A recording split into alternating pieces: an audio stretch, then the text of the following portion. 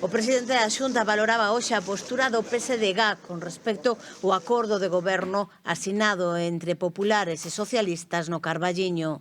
A min me sorprende moito, ou non, porque do Partido Socialista en Galicia xa non me sorprende na súa deriva a ninguna parte, casi nada, pero si a falta de criterio e a falta de coherencia.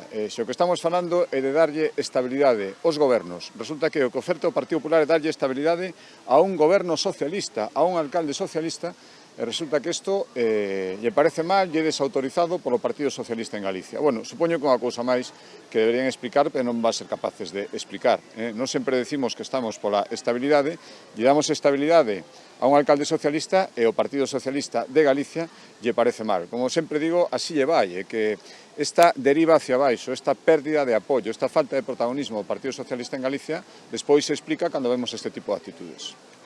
No caso de Ourense, Rueda advirte que o Partido Popular non vai aceptar o cordón sanitario imposto polo BNG.